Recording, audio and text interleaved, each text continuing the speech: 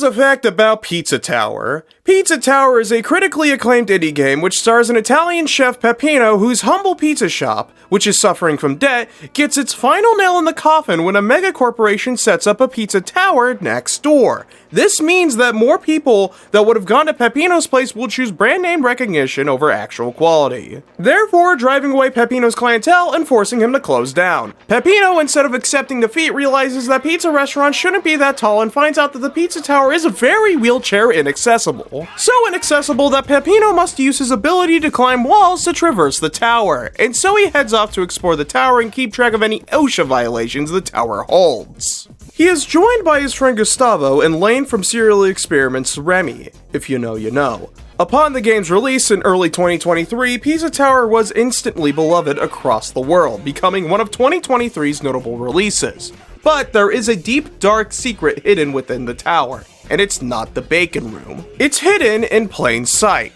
This secret was prominent in the game's marketing, a fan favorite, and was even added to the game as a playable character. On this episode of Facts About, we'll be discussing the biggest sicko in Pizza Tower, the noise.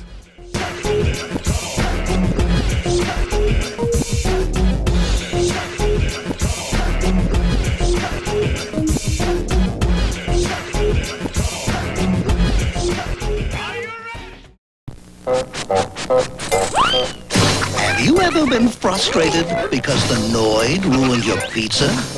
The Noid loves to ruin pizza. Call Domino's Pizza.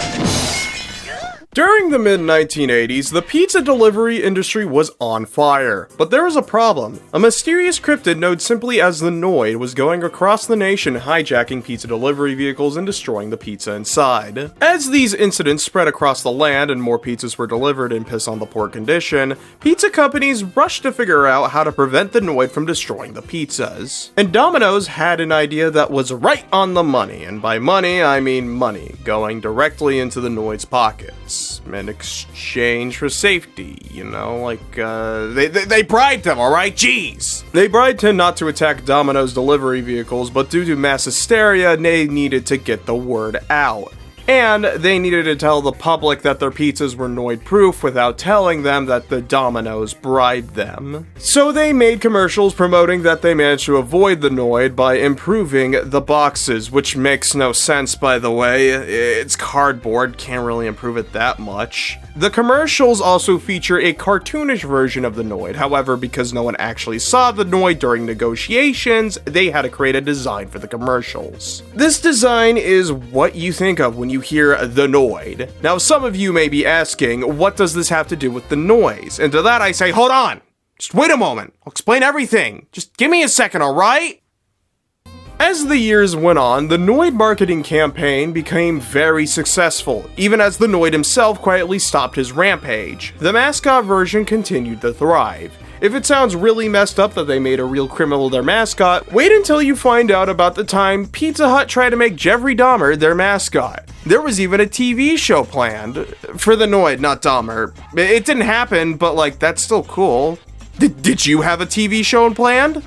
I don't think so. However, this long-running streak ended when the Noid, the mascot, not the criminal, was slain in gladiatorial combat. You may be asking how this could happen to a fictional character.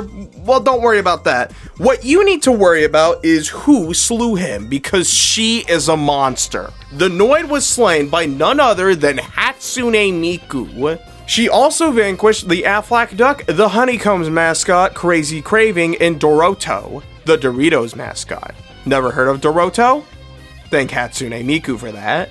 But the important part is that because of that, Hatsune Miku became the Domino's mascot and the Noid was booted. Yep, just for that. Nothing else would have caused Domino's to have wanted to drop the Noid as a mascot. No siree. Pizza Tower!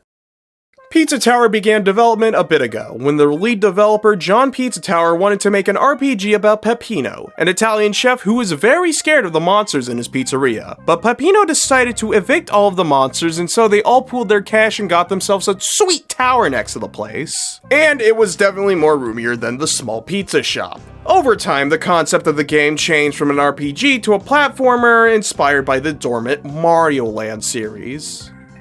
Wait, shit, my bad. Made a typo, let me try that again. Over time, the concept of the game changed from an RPG to a platformer inspired by the dormant Wario Land series. Very big distinction there. As the game was taking the shape of the game we now know, a new character was added to the mix. That is the subject of this video, the Noise. The origins of the Noise haven't been discussed in detail. All we know is that John Pizza Tower saw the resemblance between the Noise and the Noid and thought that he'd be a perfect fit for this pizza-themed game. Over time, the Noise would take on a bigger role in the game, even evolving to playable character in a post-launch update. But there were some complications with the Noise near the game's release, which we shall get into right now.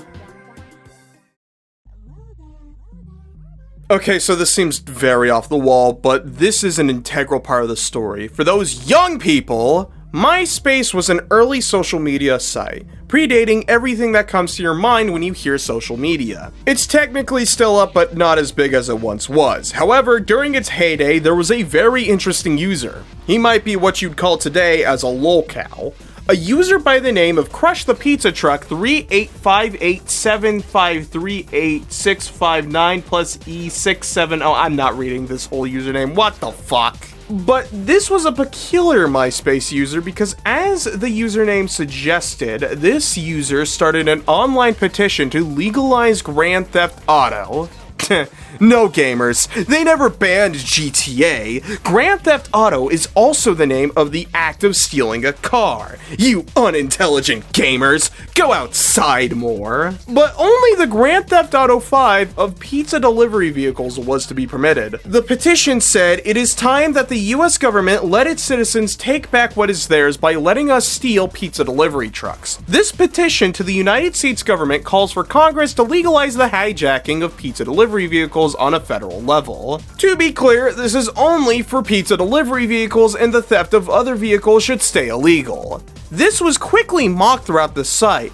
The obvious first thought that came to the MySpacers was that Crush the Pizza Truck just wanted free pizza, with comments such as, "That would just mean the pizza drivers will be armed. Do you not have $5 and just order from a place that has a 30 minutes or it's free policy and set various traps to slow down the driver like the rest of us?" But this user was very quick to point out that his motivations had nothing to do with enjoying the slice. In fact, he wanted to destroy the pizza as well. The users of MySpace thought that this was really fucking weird, but didn't realize the connections to the pizza crushing incidents of decades past. Though some did humorously compare him to the Domino's mascot, with such comments as, "Holy shit, it's the son of the Noid! This has to be a troll. Maybe a weird Domino's marketing stunt? And I'ma touch you, little bro." That last one was more recent. Crush the Pizza Truck never ventured beyond MySpace, even after the social media powerhouses such as Facebook and Twitter triumphed over MySpace. This is probably part of the reason why Crush the Pizza Truck never became renowned as lolcows such as Chris Chan and Charlie Sheen. Another is the fact that besides the desire to destroy pizzas, he seemed pretty normal and employed basic internet safety. We even have some posts of him talking about world events from over the years, such as the 2016 election, where he said, "People at work have been asking if I will be voting Donald Trump or Hillary Clinton in the election. While I understand the risks and benefits to both, I am still on the fence. I'm waiting to find out their stance on hijacking pizza trucks. Until then, I will hold on to my vote." On the topic of the UK vote to leave the European Union, he wrote, "Maybe if the United Kingdom is to leave the EU, maybe they could legalize the hijacking of pizza trucks now. Just a thought? If they were to, I'd be glad to move there." When transgender issues were going around again, he wrote, "People should have the right to be who they want to be and also hijack pizza trucks." On the topic of Papa John, he wrote, "I wonder what Papa John means by the Day of Reckoning. I don't like that N-word spewing greasy pizza man, but it's clear that he's referring to the legalization of pizza truck hijacks. perhaps he will show his support for the movement. I am certainly staying tuned. However, one fateful night in 2021, Crush the Pizza Truck posted, "Alright, I've had enough of all of you making fun of me for my dream. I realize now that there's no way to do this diplomatically. The system was stacked against me from the beginning. I will take out my will on these ungrateful pizza men." The next morning, there was a report of a DoorDash driver having his car stolen. When the police found it, it was in perfect condition except for the pizza that the driver was sent to deliver, which had the little table stolen and the pizza smashed in. The Noid was back. Throughout the year and most of 2022, different DoorDash, Uber Eats, and Grubhub drivers had their cars hijacked and the pizzas destroyed. Domino's had recently tried to bring back the Noid as a mascot with a new commercial starring the Noid.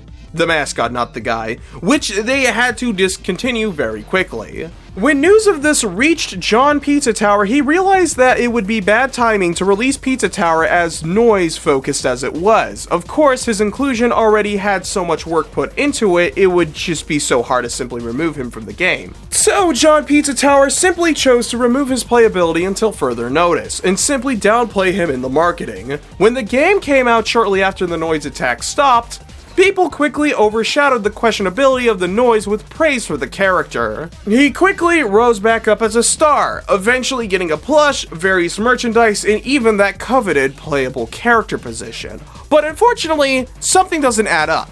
So allow me to solve the equation.